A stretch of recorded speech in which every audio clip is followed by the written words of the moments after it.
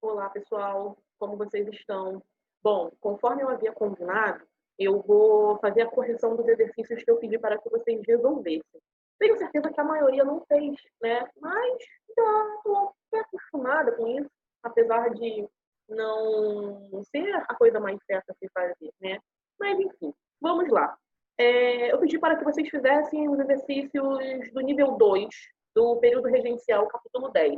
Então, na questão número 1, está dizendo: sobre o período revolucionário denominado Sabinada, podemos dizer que se desenvolveu, letra A, no Maranhão, representando o descontentamento das camadas mais humildes. B, em São Paulo, e provocou violenta luta entre liberais e conservadores, sendo que os primeiros foram derrotados por tropas de Caxias. C, no Pará, refletindo o abandono e a miséria dos grupos sociais mais desfavorecidos.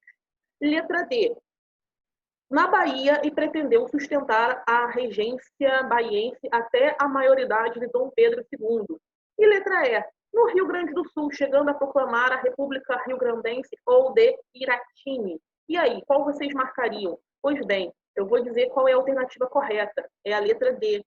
Na Bahia, e pretendeu sustentar a regência baiense até a maioridade de Dom Pedro II. Bom, quem assistiu às minhas videoaulas sobre o assunto acertou a questão, tá? A Sabinada buscava proclamar a independência da Bahia até a maioridade de Dom Pedro II em 1843, ok?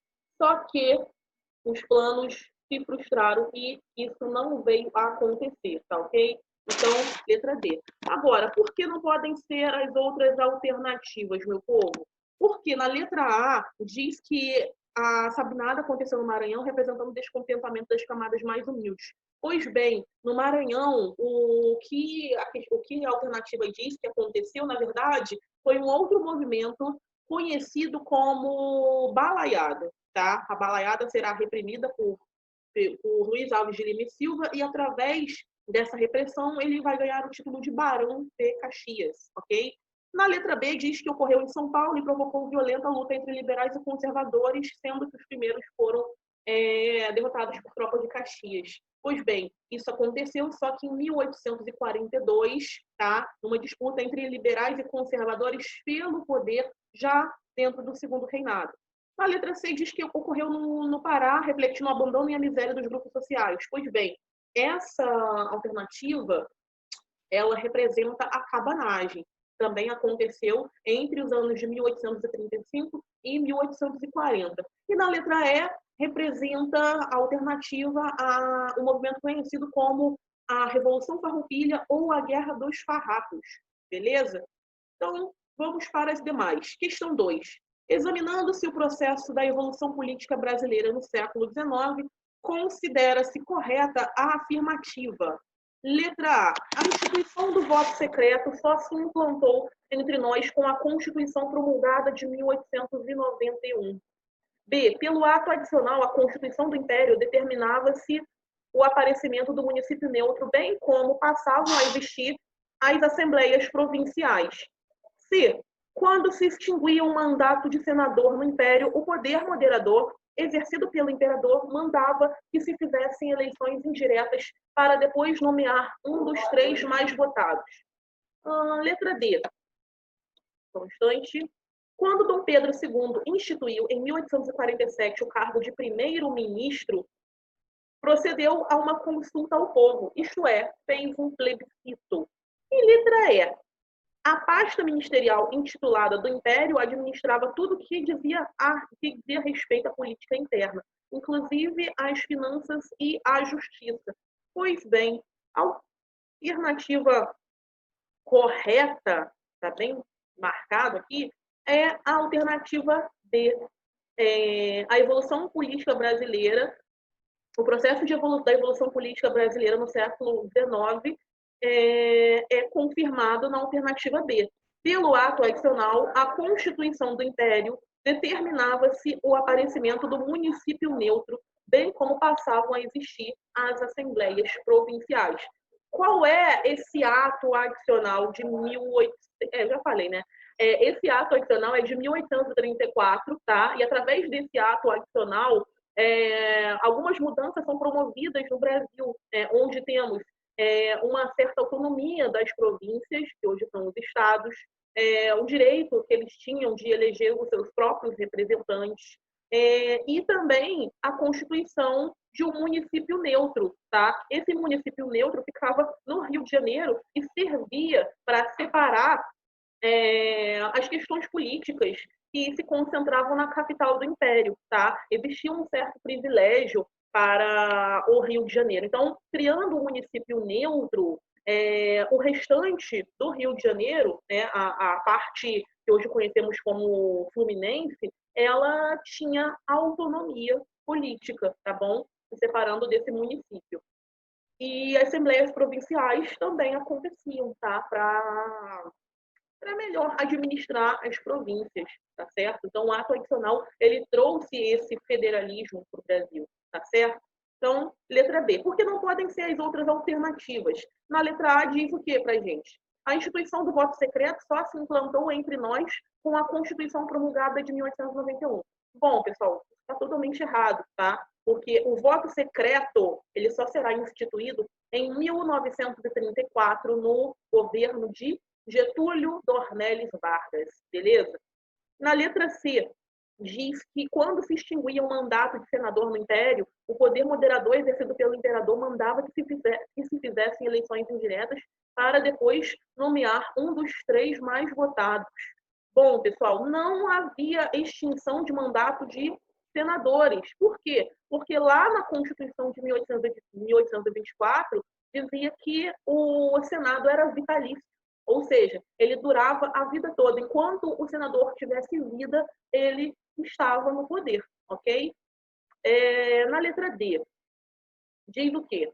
Quando Dom Pedro II instituiu, em 1847, o cargo de primeiro-ministro, procedeu de uma consulta ao povo, isto é, fez um plebiscito. Mentira, que ele não fez plebiscito nenhum, tá? E não houve consulta ao povo. O povo sempre assistia a essas mudanças alheio ao processo. Eles não faziam parte do processo. Então, guardem isso no coração de vocês para não esquecer, ok? Número 3. Espero que não tenha nenhuma dúvida, tá? Caso tenha, vocês podem me perguntar, tá bom? Deputado, jornalista, redator da Aurora Fluminense e um dos ideólogos liberais moderados mais importantes da etapa regencial era o digníssimo Evaristo da Veiga, tá bom? Não vou me ater a esses outros nomes, pessoal, porque isso não é assim tão importante, tá? É mais importante vocês entenderem o conceito do que entenderem essa questão de nomes, tá bom? Exceto quando forem nomes extremamente importantes. Mas, no caso, esse carinha não era, assim, uma figura de tamanho, destaque para que vocês guardem, tá bom? Vamos, então, para número 4. Durante o agitado governo da regência trina permanente, 3 grupos políticos que se hostilizavam mutuamente apoiavam ou a regência, ou as ideias federalistas, ou a volta de Dom Pedro. Esses grupos foram, respectivamente, ou seja, vocês têm que ter a ordem, né? Estamos falando aqui na alternativa do quê? Os que apoiavam a regência, os que tinham ideias federalistas e os que apoiavam a volta de Dom Pedro. Quem apoiava a regência, quem apoiava as ideias federalistas e quem apoiava a volta de Dom Pedro. A alternativa correta é a letra D, de delta. Moderado, exaltado e restaurador. Por que não podem ser as outras alternativas? Porque os que apoiavam a regência não eram os exaltados, tá? Os exaltados apoiavam as ideias federalistas, tinham muitas vezes ideias radicais, como, por exemplo, a proclamação de uma república, com ideias do iluminismo, tá? Os restauradores, eles pediam a volta de Dom Pedro, tá? Eles ficaram conhecidos também como os caramurus, tá bom? E no caso dos moderados, eles receberam o apelido de chimangos. E, por sua vez, os exaltados também receberam o apelido, além de exaltados, de jurujubas ou então de farroupilhas, tá bom? Letra D, então, tá? 5. Entre 1835 e 1845, ocorreu a Revolução Farroupilha, na região sul do Brasil. Esse conflito teve por origens, entre outros motivos, vamos lá. Letra A. A abdicação de Dom Pedro I, que colocou frente a frente os monarquistas gaúchos com as tropas imperiais sob o comando regencial do padre Feijó. Letra B. As disparidades regionais provocadas pelo processo de descentralização política, o qual foi gerado pelo Ato Adicional de 1834, cuja aprovação foi o resultado de intensa negociação entre moderados, os chamados chimangos, e conservadores, denominados caramurus. C. A centralização político-administrativa no país, que, sobretudo durante as regências, afetou de forma particular as relações políticas do Sul com o poder central, além do aumento da carga fiscal, prejudicando principalmente a produção do charque. Letra D. A descentralização política motivada pela revogação do Ato Adicional de 1834, revoltando as províncias que mantinham forte dependência com o governo central, o qual passou a se omitir na questão fiscal de cada região, como foi o caso do charque gaúcho. E letra E. A ascensão de Dom Pedro II, que despertou a revolta das províncias que desejavam o acontecimento do regime republicano, como foi o caso de Pernambuco durante a Revolução Praieira de 1838. Então, vamos para a alternativa correta, que é a nossa letra C de cachorro. A centralização político-administrativa no país, que, sobretudo durante as regências, afetou de forma particular as relações políticas do Sul com o poder central, além do aumento da carga fiscal, prejudicando principalmente a produção do charque. Então, esse foi o cerne da questão da Revolução Farroupilha, tá? O governo regencial, ele estava centralizado, né, principalmente em torno do Rio de Janeiro, de São Paulo e de Minas Gerais, né, onde estavam concentradas as elites brasileiras, tá? Afetou de forma particular as relações políticas do Sul com o poder central, né, porque havia uma divergência entre o governo central e o governo do Sul, uma vez que o governo do Sul se sentia prejudicado por conta da concorrência com o charque estrangeiro, que entrava no Brasil mais barato, né? Isso incomodava diretamente os produtores gaúchos, tá? Já que o charque alimentava principalmente a população pobre, né? Os escravos, né? Os homens livres que não tinham posses, tá bom? Então, eles sabiam que era um comércio promissor. Só que as regiões do Brasil preferiam comprar esse charque que vinha de fora, né? Isso prejudicou diretamente os produtores gaúchos, tá bom? Por que não podem ser as outras alternativas? Na letra A diz que a abdicação de Dom Pedro colocou frente a frente os monarquistas gaúchos com as tropas imperiais sob o comando regencial do padre Feijó. Não, pessoal. No Rio Grande do Sul existe uma grande quantidade de republicanos, tá? Então, não eram os monarquistas que estavam à frente do movimento, e sim aqueles que se identificavam com o republicanismo. Tanto é que o Rio Grande do Sul foi uma república durante 10 anos, não esqueçam, ok?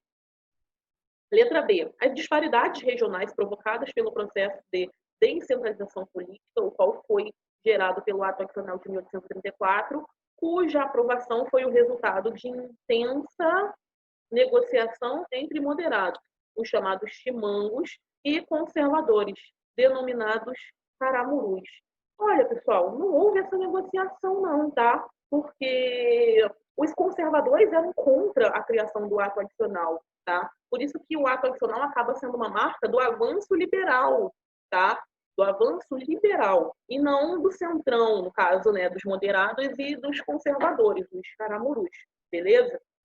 Letra D. A descentralização política motivada pela revogação do Ato Adicional de 1834, revoltando as províncias que mantinham forte dependência com o governo central, o qual passou a se omitir na questão fiscal de cada região, como foi o caso do charque gaúcho.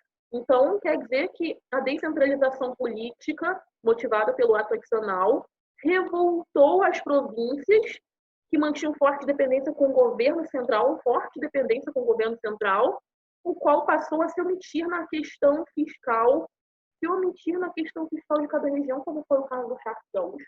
Não, pessoal. A criação do ato adicional beneficiou os produtores do charque lá no Rio Grande do Sul. Beneficiou o Rio Grande do Sul, que já queria uma separação, né, por conta dessas diferenças políticas e econômicas, tá bom? Então, o ato adicional ele mais ajudou do que atrapalhou, tá? No caso, ajudou os gaúchos, tá bom? E na letra E, a ascensão de Dom Pedro II, que despertou a revolta das províncias que desejavam o acontecimento do regime republicano, como foi o caso de Pernambuco durante a Revolução Praieira de 1838. Não, aqui tem um monte de informações desconexas. A ascensão de Dom Pedro II foi em 1840. Ponto. Despertou a revolta das províncias? Não, porque a ascensão de Dom Pedro trouxe uma certa pacificação interna ao território brasileiro, tá? Então, não é essa. E como foi o caso de Pernambuco durante a Revolução Praieira de 1838. Pois bem, a Revolução Praieira, ela de fato aconteceu e aconteceu em Pernambuco, mas não em 1838. A Revolução Praieira ocorre em 1847.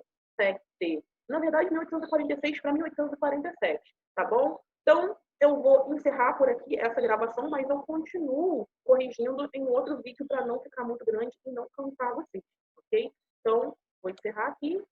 Vou encerrar aqui a gravação. Eu vou, então, encerrar, tá, pessoal? E eu continuo essa gravação em um próximo vídeo, do 6 ao 10, ok? Até já, até já.